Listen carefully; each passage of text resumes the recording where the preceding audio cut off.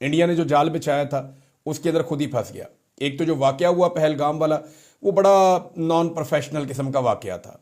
जिस तरीके से वो प्लान किया गया, जिस तरीके से उसका इल्ज़ाम धरा गया, जिस तरीके से उसकी फौरी तौर पे FIR हो गई, 10 सवालात तो मैंने अपने गुज़िश्ता वीलॉग में उठाए जिनका जवाब इंडिया नहीं दे पाया।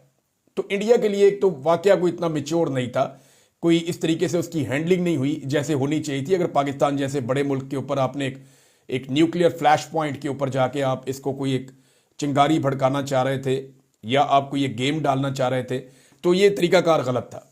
इंडिया को इससे बेहतर करना चाहिए था, या जिन्होंने भी किया उनको इससे बेहतर करना चाहिए था। दूसरा, इंडिया इस मामले को उस लेवल तक ले गया जहां तक ले जाना नहीं चाहिए था। यानी इंडिया इसको उठा के वहां ले गया कि मरो या मार दो। वहां के लोगों ने यहां तक कह दिया कि आसिम मुनीर को हम ले जाएंगे, बांध के पाकिस्तान ले जाएंगे। वहां के लोगों ने यह भी कह दिया कि हम फलां को चपेड़े मारेंगे, इसको ये करेंगे, हम फलां जगह पे जाके बैठ देंगे, हम ये कर देंगे, हम वहां से मिसाइल गिरा देंगे। देखिए, एक्चुअली जो इंडिया ने इसमें अचीव किया है, उन्होंने एक चीज की है कि इस इंसिडेंट के बाद उन्होंने सिंध ताश मुआहदा कैंसिल कर दिया। उन्होंने कहा जी उसमें हम नहीं मानते। अब उसने जो फर्दर करना है, ये तो छोटा मोटा अगर कोई ऑपरेशन वो करे, क्योंकि उसको करना पड़ेगा। उन्होंने इस मामले को इतना ऊपर ले गए थे कि उनकी आवाम का उन पर बहुत दबाव है। आवाम अब लगातार दबाव डाल रही है, मीडिया भी दबाव डाल रहा है कि जनाब हमें छेड़ा क्यों था आपने, अब हमें कुछ करके दिखाएं। यहां 26 लाशें पड़ी हुई हैं, आपने तो डायरेक्टली पाकिस्तान पे इल्जाम लगा दिया।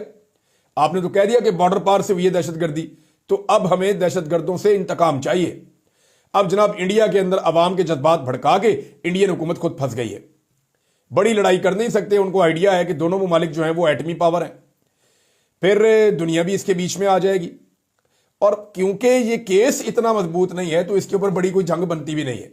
लेकिन जो इंडिया ने किया, अभी मैंने आपको पहले बताया कि इंडिया एक अटैक कर सकता है, कहीं पे भी किसी एक एरिया को टारगेट करने की कोशिश कर सकता है, लेकिन उसके बाद पाकिस्तान की तरफ से जवाब भी जाएगा। दोनों तरफ जो है वो अपनी जीत और कामयाबी के शादियाने बजाए जाएंगे। पाकिस्तान कहेगा हम जीत गए, हमने मार दिया, हमने ये कर दिया। इंडिया कहेगा हम जीत गए, हमने मार दिया, हमने ये कर दिया। लेकिन पिछली मरतबा इंडिया को जेन्युइन मार पड़ गई थी। हुआ ये था कि उनके 2 तैयारे गिर गए, उनकी बदकिस्मती थी, और पाकिस्तान की एयरफोर्स ने लिहाज किया ही नहीं।